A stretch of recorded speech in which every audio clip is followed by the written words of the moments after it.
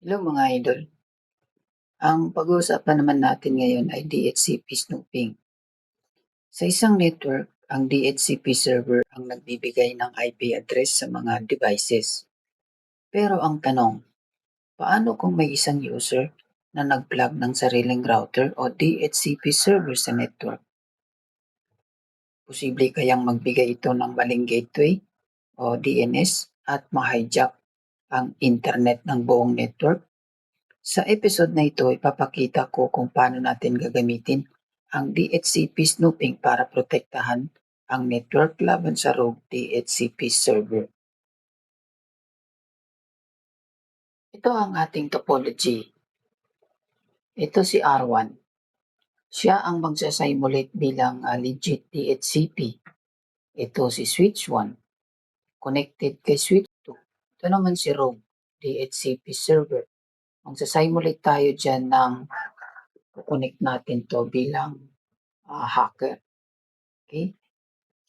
So si R1 ang magiging legitimate DHCP server at ang R2 naman ang magsasimulate ng rogue DHCP server.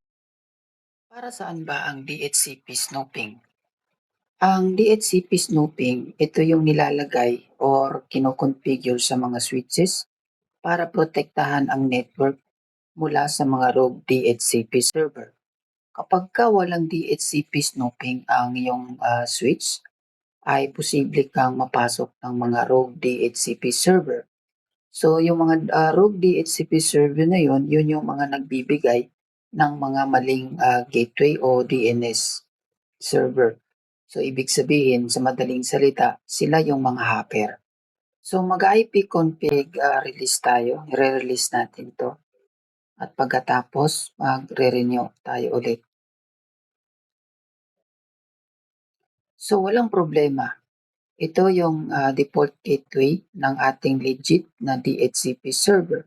At ito naman ang kanyang subnet mask na 255.255.255. At ito ang kanyang IP address na 192.168.10.2. So, wala tayong nakikitang problema. Bibigyan natin ng problema. Ipapatch ko ngayon ang ating rogue DHCP na si R2 kay switch 2. Ngayon, aantayin natin siya hanggang mag-boot. Ngayon, ibig sabihin naka-green na siya, ibig sabihin okay na, gumagana na siya. So, ang gagawin natin, magre-release tayo para bitawan niya yung IP address na ito. Ayun, iba na yung kanyang nakuhang IP address.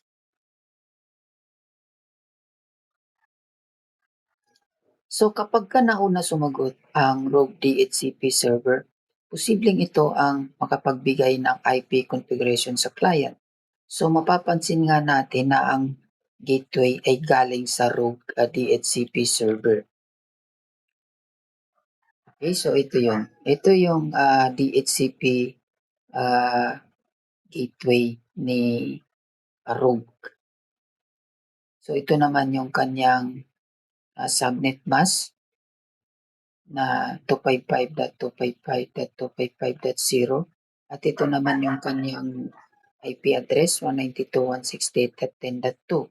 So halos parehas na parehas dun kay R1.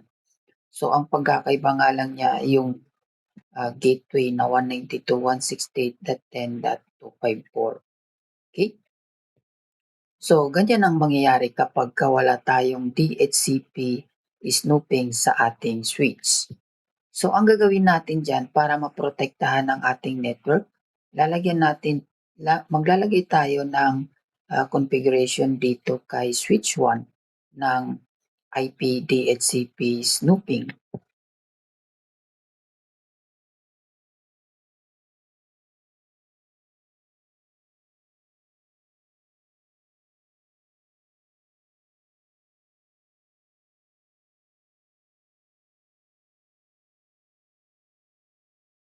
Okay? So, ngayon naman, pagkatapos natin i-enable para ma-monitor ng switch ang DHCP traffic, itatakda naman natin kung aling port ang trusted na DHCP server na papunta kay R1.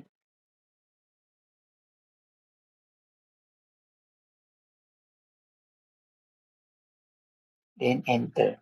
Then okay na. So ang trusted port lamang ang pinapayagan mag-send ng DHCP responses. So lahat ng ibang ports ay untrusted by default. So kagaya ni DHCP room. Sa ngayon nakapatch pa siya. So ibig sabihin malaya pa siya makakagala. Malaya pa siyang makakapagbigay ng ng mga IP o gateway o DNS. So kapag ka meron tayong DHCP snooping sa switch, ay hindi na siya makakapagbigay ng maling gateway. So pagka nag-over siya, pagdating kay switch ay automatic niya itong iba-block. Okay? So ang gagawin natin, pupuntahan natin si switch, si PC. So kanina mapapansin natin na nung nag-renew tayo ay galing kay DHCP row.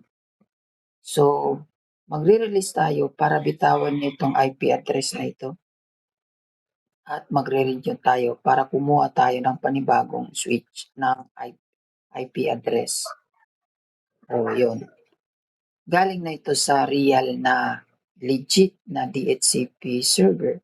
So kapag ka nag-release tayo at nag-renew ulit,